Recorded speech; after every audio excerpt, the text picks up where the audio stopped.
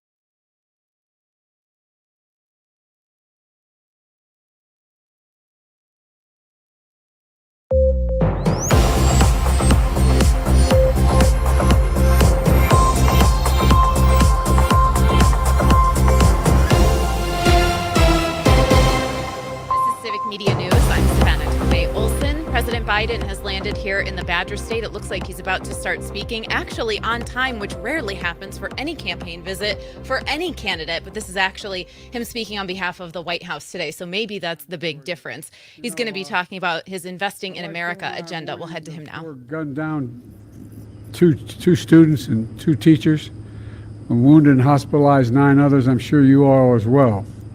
You know, students, just young teenagers, educators, just doing their jobs. A community like so many around the country, just getting back to school. And a joyous and exciting time, absolutely shattered. I directed my team to immediately ensure that we're doing everything we can to provide support. The Department of Justice and the FBI are working closely with the state and local law enforcement investigating this. We have a lot of information, not all of it. We're grateful to the school personnel and first responders who proved and prevented more people from being killed or injured and brought the suspect to custody. But as a nation, we cannot continue to accept the carnage of gun violence. I'm a gun owner. I believe strongly in the amendment, but we need more than thoughts and prayers. Some of my Republican friends in Congress just finally have to say enough is enough. We have to do something. Together, let's ban assault weapons. My dad is a hunter. I don't know a whole hell of a lot of deer wearing Kevlar vests. I'm serious about this. High capacity magazines, once again, what do we need them for in terms of domestic use? There are too many people who are able to access guns that shouldn't be able to. So let's require safe storage of firearms. I know I have mine locked up, but how could you have an assault rifle, a weapon in a house, not locked up and knowing your kid knows where it is? Got to hold parents accountable if they let their child have access to these guns. Let's enact universal background checks, and then immunity for gun manufacturers. And I realize I'm in a rural area like the rural parts of my state where guns, we all have them. And it's not popular to talk about it, but the truth is there's a difference between rational and irrational. Imagine, the only outfit in the world that we can't sue and by law, passed by law, are gun manufacturers. How about if that was the case with big tobacco? What do you think would happen? If we're not able to have sued tobacco, how many more people would be dead now but for the ability to change the law? Folks, common sense measures supported by responsible gun owners, it won't bring back those children, but thousands of children have been gunned down across. More children are killed or die from a gunshot wound than any other reason in the entire United States. Every disease, every accident, everything. More die as a consequence of a bullet in the United States of America.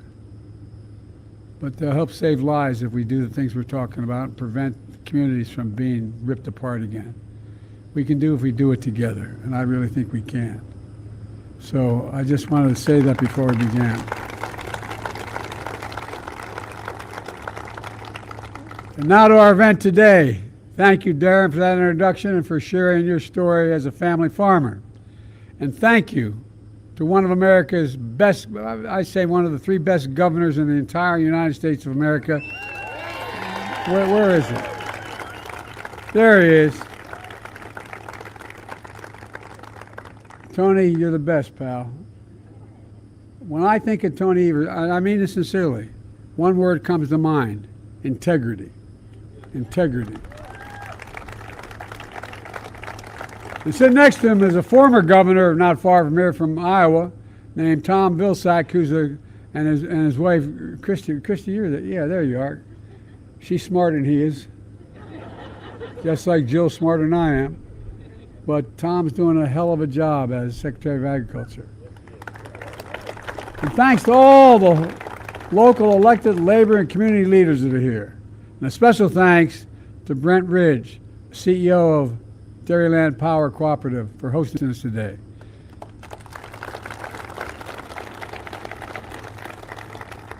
You know, I come from the state of Delaware. Everybody thinks it's an eastern industrial state. Our largest industry in Delaware, and I served as senator there for 36 years. I know I don't look that old, but I am. For 36 years is agriculture.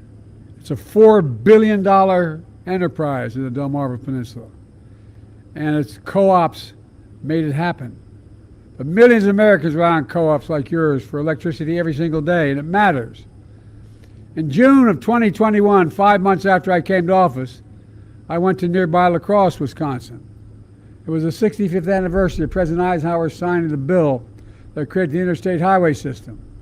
I talked about my vision to do something just as historic, to invest in infrastructure and clean energy and so much more in rural America, to invest in all America and all Americans, to propel us into the future, creating millions, and I mean millions of good-paying jobs, and positioning America to win the economic competition of the 21st century.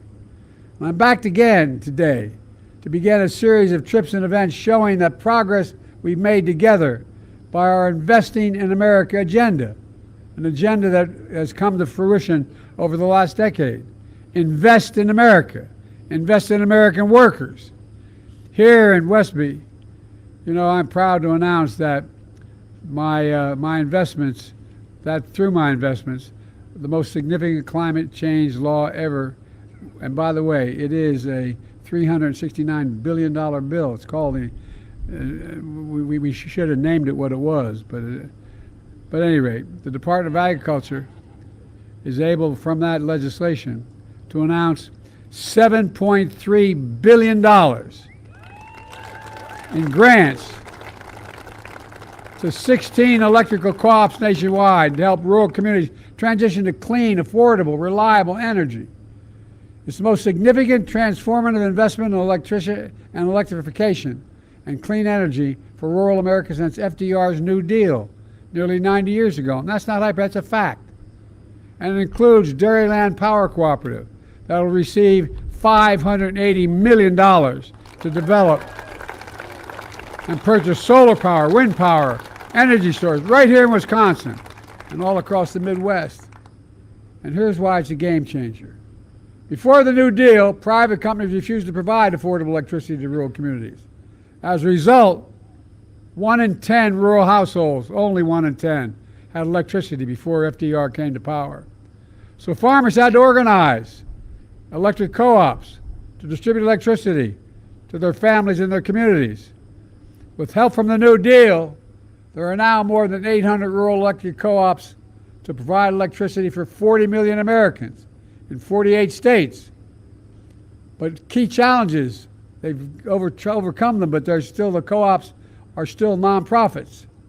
They don't have the same resources that private utility companies have to modernize their energy infrastructure. And for decades, they couldn't access tax credits and make clean energy more affordable. That's why Camel and I ensured that for the first time in American history, that these nonprofit co-ops can benefit from clean energy tax credits just like for-profit utilities have for decades.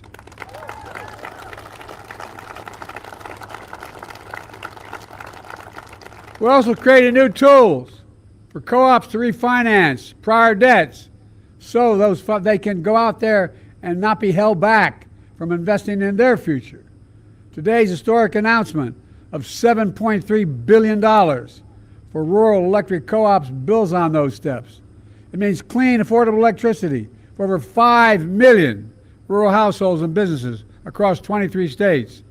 It means 20,000 jobs, good paying, high quality jobs, including union jobs, so rural America is empowered to lead our clean energy future.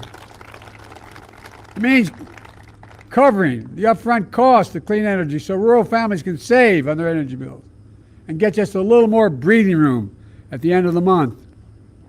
And it means rural entrepreneurs and manufacturers who are so fundamental to our economy are powered with reliable, affordable energy, and they can create more job opportunities in their communities. And guess what? It's also good for the environment as well. Because of our historic actions, we're going to reduce by 43 million tons greenhouse gas pollution every single year as a consequence of these investments. That is the equivalent of removing pollution from more than 10 million gas-powered vehicles. 10 million. It's going to save $265 billion in healthcare costs because of better, cleaner quality of air. People aren't breathing polluted air and getting sick. That comes from the NIH. It matters, folks. You know it. And folks, I've kept my commitment to be president for all America and all Americans, including rural America. Your communities are the backbone, and that's not hyper, you're the backbone of this country. You deserve the same resources as folks in our cities and our suburbs. And that's what today's announcement is all about. Generating rural power for rural America. But that's not all. Last year, I was next door with your good neighbor, Governor Walz of Minnesota. I think the guy's gone places. I talked about we're making the most fundamental and significant investment ever in rural America, creating new and better markets, new income streams that are generators of rural Americas that can grow and thrive. For example, we're taking on big corporations and doing everything from increasing competition in the meat markets to boosting domestic fertilizer production. In fact, here in Wisconsin, that means $12 million to lower fertilizer costs for farmers across the state, which also creates jobs and grows new businesses. Here in Wisconsin, we also invested $47 million to lower energy costs, install renewable and energy-efficient technologies like solar panels behind me on farms and rural small businesses. Darren just shared how that's cut his family electricity bill in half. We're helping farmers and ranchers and entrepreneurs tackle the climate crisis. Climate-smart agriculture, such as cover crops, nutrient management, storing carbon in the soil. These practices reduce the greenhouse gas emissions and improve our overall health of the soil and the water. They put us on a path to continuing to grow the food, the fuel, the fiber that will power our nation for decades to come. Through our bipartisan infrastructure law, it's a fancy way of saying that $366 billion for environment, most significant investment in America's infrastructure. And what the infrastructure bill, by the way, the bipartisan bill, that was $1.2 trillion. And guess what? We're still lowering the deficit. Anyway, most significant investment in America since Eisenhower's interstate highway system. We've invested $4 billion so far in 350 projects to modernize Wisconsin transportation. Just in Wisconsin, that's been invested. Infrastructure, including 3 roundabouts on Route 14, US 14, and a new bridge on County Highway M. Folks, look, just like we're making the most significant investment in rural electrification as FDR, we're also making the most significant investment ever in affordable high-speed internet. Because affordable high-speed internet is just as essential today as electricity was a century ago. In order to be able to do business, and when things are shut down, your kid doesn't have to sit outside of McDonald's. And anyway, that's why we've invested $1.6 billion just in Wisconsin to connect everyone to affordable high-speed internet in Wisconsin.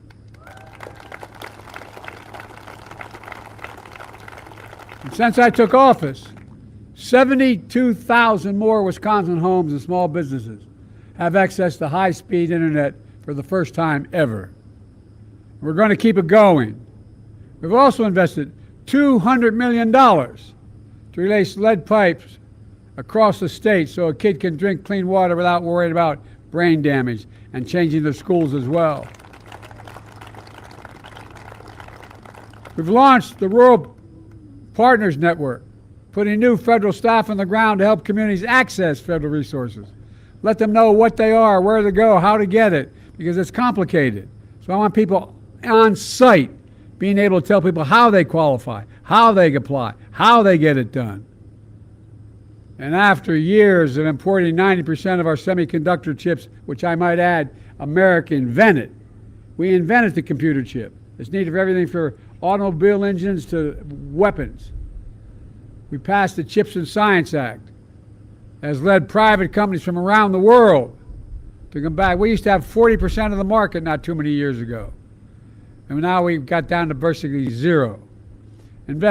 So around from countries around, I travel from everywhere from North Korea, anyway, South Korea to across the world to get these computer chip factories to come. I asked when we convinced one of the companies in South Korea to invest in building these chips in America, I said, why would you do it? And they're investing several $1 billion. He said, because you have the most advanced workers in the world, and it's the safest place in the world to invest. Well, our Chips and Science Act has led private companies from around the world to invest hundreds of billions of dollars in new chips and battery factories, and more of them right here in America. With the leadership of your governor, you've already added 200,000 new jobs and attracted over $5 billion in Wisconsin in private sector investment in clean energy and advanced manufacturing.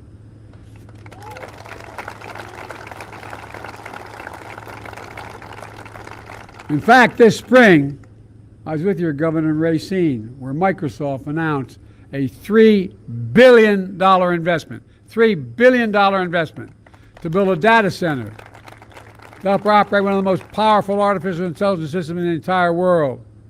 It's going to create thousands of good-paying jobs on site and across the state, creating even more opportunities in rural communities. Let's remember, my predecessor promised you that he would redevelop Foxconn factory in Racine. You been there lately? He didn't do a damn thing. Nothing. Folks, all these investments means family farms can stay in the family. Rural entrepreneurs can build their dreams. Your children and grandchildren won't have to leave home to make a living. I don't know how many of you have been confronted growing up where everything's going well and the son or daughter comes to mom or dad and said, I can't stay. There's not work for me here. I got to leave. That's stopping now.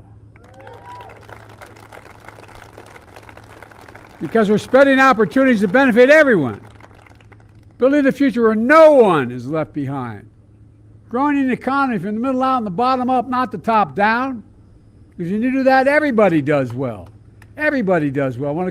My dad used to have an expression, Joey, a job's about, my dad was a hard-working guy. Didn't go to college, well-read guy because of World War II. Anyway, he worked like hell. He always come home to dinner before he'd go back and close the shop. And my dad used to say, Joey, a job's about a lot more than a paycheck. It's about your dignity. It's about respect. It's about being treated with respect. And it's about knowing you can look your kid in the eye and say, honey, it's going to be okay.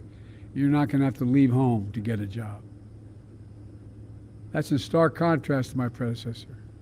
When he was in office, he enacted a $2 trillion tax cut.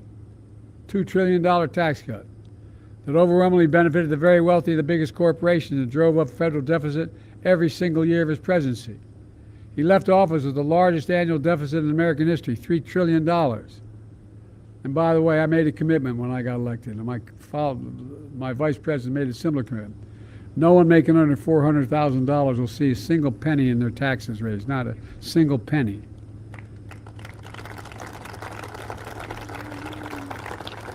Neighbor that I come from in Claymont, Delaware, and Scranton, Pennsylvania, they say, well, that's too damn much.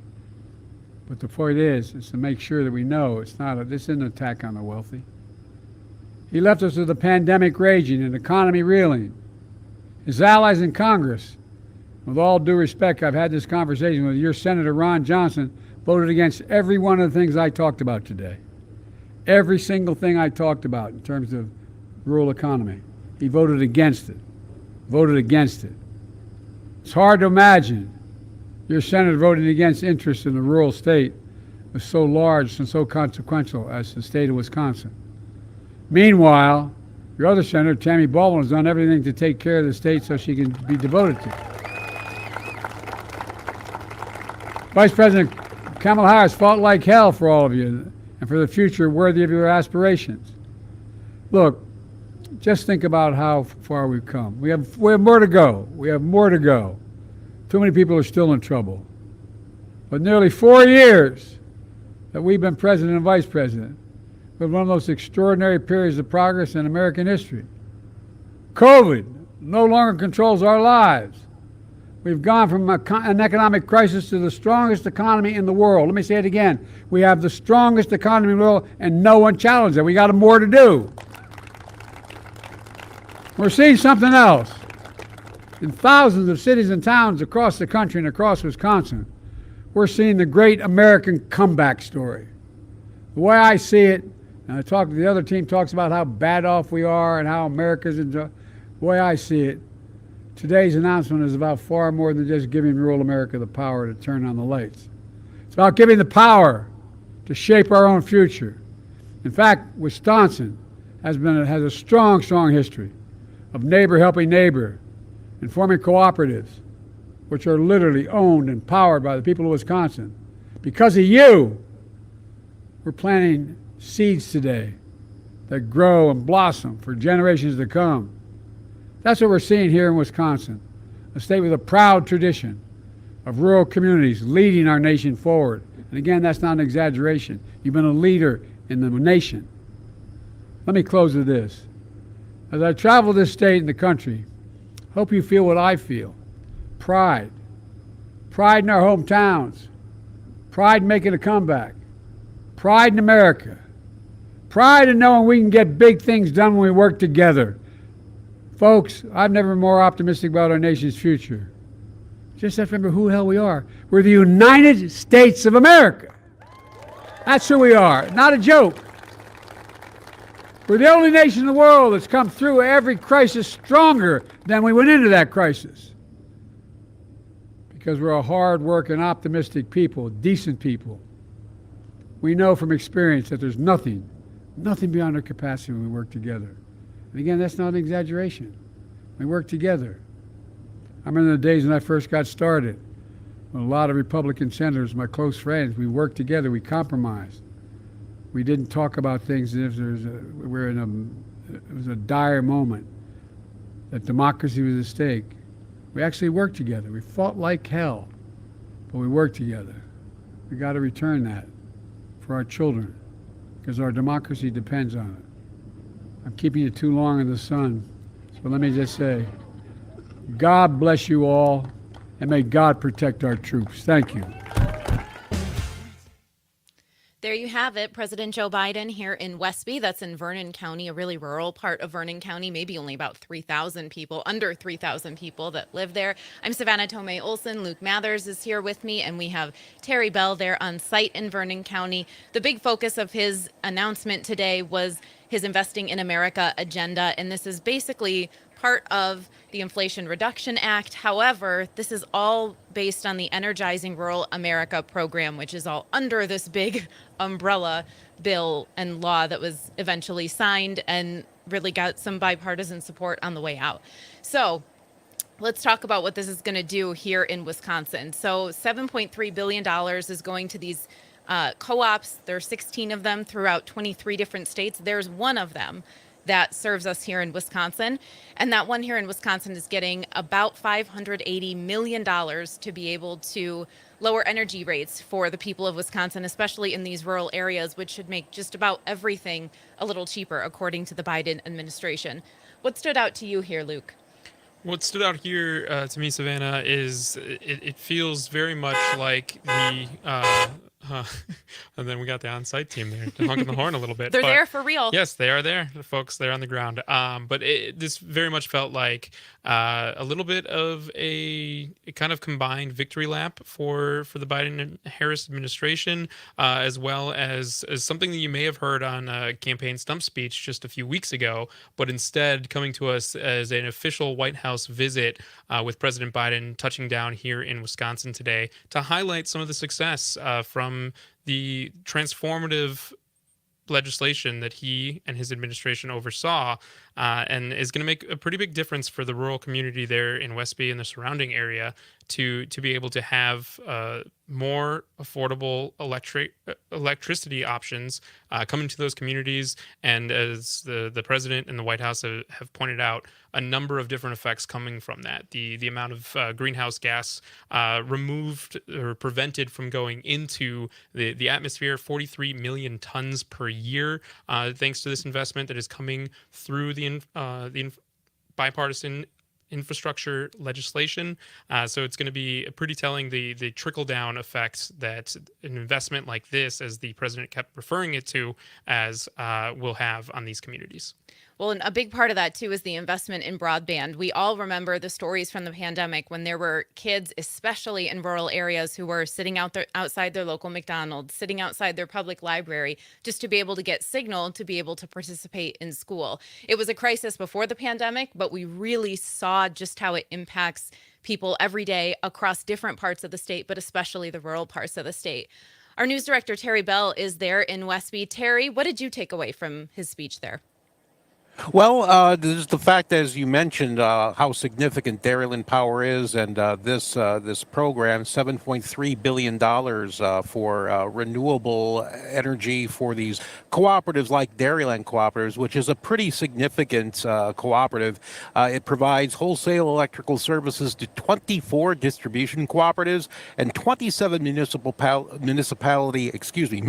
utilities in Wisconsin, Minnesota, and Illinois. Renewable energy at this point makes up about 20% of Dairyland Power Cooperative's overall power generation portfolio. You can expect that to increase. No accident, of course, that the backdrop, if anybody was watching on streaming, the backdrop behind the president, solar panels here at Dairyland Cooperative. So clearly the message being driven home. Well, they're actually going to be able to build so much more with this money. They're going to be able to do 4 new solar projects and 4 new wind energy projects just with this money from this grant. On top of that, too, what's really going to be important here in the rural part of Wisconsin is that internet access. There are so many people who tell me when I would go to different portions of the state that, man, I would love to be able to stream a movie and not have to load it and buffer it for 20 minutes beforehand. It really is a great equalizer at this point, and something everybody should have access to. Oh, yeah, and as the president mentioned, Savannah, right now, making internet widely available is just as key to, us to our lifestyles as electricity was during the Great Depression and the era of the New Deal. Just out of curiosity, Terry, how's your internet access been out there in Westby? Well, it's hard to say because at events like this, things are not so great. Though like any big event, there is no Wi-Fi here and whatever is. But we're out in a sparse area where Wi-Fi is not a consideration. Of course, there are if you're a customer here, you would have internet, but in that not being the case, we were relying on Wi-Fi here, which obviously not a great signal. Makes sense when we're all the way out there, but really just drives home the entire point that President Biden is here talking about. He's really touting the 3 main pieces, I think, that are going to be part of his legacy in office. And that's the American Rescue Plan Act, the big one that was passed during COVID, which gave Wisconsin $2.5 billion. We have the Inflation Reduction Act, and that's the umbrella that this is under. And then the bipartisan infrastructure law, which will end up creating thousands upon thousands of jobs here in Wisconsin within the next 15 years. Luke, what else stands out to you? Yeah, I don't think it's a mistake that of the several dozen co-ops that will be benefiting from programs like this, that the White House happened to find a co-op that is smack dab in the center of the political universe, which here in Wisconsin, that is the 3rd congressional district. So we know that this is one of the most highly contested congressional districts that will be on the map for not just here in Wisconsin, but around the country. It is a district that is currently being represented by freshman Republican Congressman Derek Van Orden, who won the seat in 2022 and is up against a competitor in Rebecca Cook, who ran in 2022 as well, but she secured the Democratic nomination for that seat this year, just last month, and it's going to be a very interesting race. The voters in the 3rd congressional district are seeing not just those congressional ads, they're seeing an increased focus from the U.S. Senate candidates here in Wisconsin, as well as the top of the ticket with the president, who was the former Democratic nominee for this 2024 cycle, but his administration, the Biden-Harris administration, clearly making a focus with this visit on one of those couple dozen co-ops that resides as a beneficiary of a program like this, but is very, very contested on the political map this cycle. We were just talking about it before we came on the air. There are no coincidences in politics when it comes to geography like this. I think we're going to wrap up here after hearing from President Biden. And remember, we'll have some special coverage Tuesday night for the presidential debate. You're listening to Civic Media News. I'm Savannah Tomei Olson.